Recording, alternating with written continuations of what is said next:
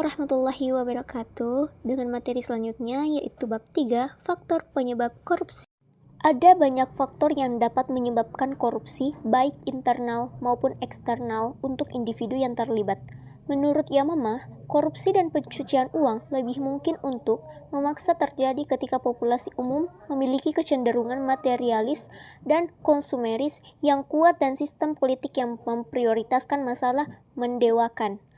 Menurut Nursyam, dunia material atau keadaan lain yang tidak dapat diselesaikan dalam keberadaan seseorang dapat menjadi faktor yang berkontribusi dalam perilaku kriminal. Beberapa perilaku korupsi diantaranya yaitu A. Sifat tamak manusia, B. Moral yang tidak cukup kuat untuk mempertahankan hukum, C. Gaya hidup yang berfokus pada konsumsi, D. Dan kurangnya keinginan penuh untuk bekerja.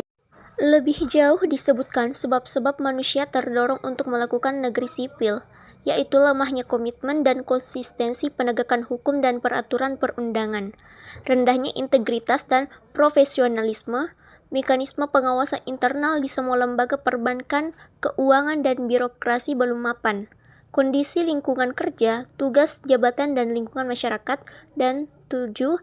Lemahnya keimanan, kejujuran, rasa malu, moral, dan etika. Selanjutnya konsep teoritis yaitu politik adalah penyebab utama kekacauan politik saat ini. Dapat dilihat ketidakstabilan politik terjadi ketika ada kekhawatiran tentang keselamatan mereka yang terlibat dalam kekuasaan dan bahkan ketika kekuasaan diperoleh dan dipertahankan. Politik uang juga dikenal sebagai politik yang buruk karena menurut Susanto, korupsi di tingkat pemerintah berkisar dari sisa penerimaan, pemerasan uang, suap, pemberian, perlindungan, dan barang-barang publik untuk kepentingan pribadi. Simbol, rumus D berarti diskusi kewenangan, dan A berarti pertanggungjawab atau pertanggungjawaban. Penjelasan atas simbol ini dapat dikatakan bahwa korupsi adalah hasil dari kekuasaan monopoli ditambah dengan kewenangan yang begitu besar tanpa keterbukaan dan pertanggungjawaban. Adapun hukum-hukum, untuk menentukan faktor hukum, seseorang harus melihat standar perundang-undangan di satu sisi dan persyaratan hukum di sisi lain. Lackluster substansi hukum yang mudah ditemukan dalam undang-undang yang diam-diam tidak menipu, kurangnya kejelasan dalam menulis non-teks, serta yang menyebabkan banyak tafsir dan bertentangan dengan dan bergabung dengan hukum lain, baik yang sederajat maupun yang lebih tinggi.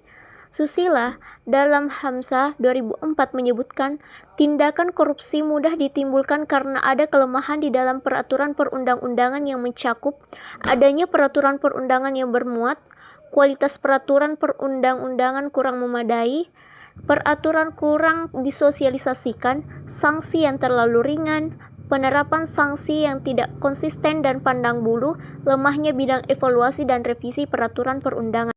Menurut Bibit Samatrianto, ada beberapa hal yang berpotensi menjadi penyebab korupsi. Pertama adalah sistem politik, yang ditandai dengan munculnya aturan perundang-undangan seperti perda dan peraturan lain. Kedua, ada intensitas moral seseorang atau kelompok. Ketiga adalah remunerasi atau pendapatan atau penghasilan yang minimum. Keempat adalah pengawasan baik bersifat internal, eksternal. Dan kelima adalah budaya taat aturan. Dari berbagai hal yang disebutkan, hal yang paling penting adalah bahwa kebudayaan sadar akan menjadi hukum. Karena sadar hukum, masyarakat akan dapat mempertimbangkan implikasi dari apa yang mereka lakukan. Berikut faktor ekonomi. Faktor ekonomi juga menjadi penyebab utama wabah kudeta. Hal ini dapat dijelaskan oleh pendapatan atau gaji yang tidak memenuhi kebutuhan. Pendapat ini tidak mutlak benar karena dalam teori kebutuhan Maslow, sebagaimana dikutip oleh Sulistiakontoro, korupsi seharusnya hanya dilakukan oleh orang untuk memenuhi dua kebutuhan yang paling bawah dan logika. Lurusnya hanya dilakukan baik komunitas masyarakat yang pas-pasan yang bertahan hidup. Saat ini, korupsi dilakukan oleh orang-orang yang memiliki standar pendidikan yang tinggi. Meskipun korupsi meluas di Indonesia sebagai sarana untuk melengkapi gaji pemerintahan yang terlalu rendah, menunjukkan bahwa sumber daya negara tidak digunakan terutama untuk akumulasi kekayaan pribadi yang luas. Sumber-sumber lain juga menyatakan bahwa pemerintahan yang buruk dan dukungan pemerintah adalah salah satu faktor yang paling langsung menyebabkan dan memperburuk korupsi di negara itu. Selain gaji pegawai yang rendah, banyak faktor ekonomi lainnya telah dikaitkan dengan terjadinya korupsi. Salah satu faktor tersebut adalah ketidakmampuan pemerintah untuk menyeimbangkan anggaran dengan keinginan pegawai untuk melindungi kepentingan dan mata uangnya sendiri. Dalam kaitannya dengan faktor ekonomi dan terjadinya korupsi, banyak orang telah menyatakan bahwa kemiskinan adalah contoh dari masalah yang terkait dengan korupsi. Pernyataan ini tidak benar sepenuhnya karena banyak korupsi ditampilkan oleh pemimpin Asia dan Afrika dan mereka tidak tergolong orang miskin. Dalam hal ini, korupsi tidak disebabkan oleh kemiskinan, tetapi sebaliknya adalah benar, korupsi disebabkan oleh kemiskinan. Adapun penyebab korupsi dalam perspektif teoritis, ketika meneliti penyebab korupsi, determinisme budaya sering disebut sebagai sumber inspirasi.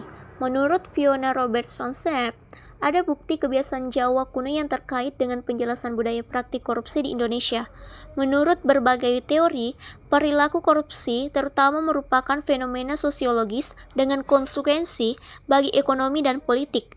Ini adalah teori rencana yang dikembangkan oleh Robert Merton. Menurut teori Robert Merton yang dikutip oleh Handoyo, adalah perilaku manusia yang disebabkan oleh tekanan sosial yang mengakibatkan pelanggaran norma. Handoyo melanjutkan untuk menjelaskan bahwa setiap sistem sosial memiliki tujuan dan orang-orang bekerja untuk mencapainya menggunakan saluran yang telah ditetapkan. Selanjutnya, faktor internal dan eksternal penyebab korupsi. Yang pertama, faktor internal. Faktor internal penyebabnya adalah ketidakadilan dapat dibagi menjadi aspek perilaku kepribadian dan karakter orang. Korupsi adalah kejahatan yang dilakukan oleh orang yang lapar akan kekayaan. Faktor kontribusi terhadap korupsi berasal dari sifat keserakahan dan kemarahan para pelaku.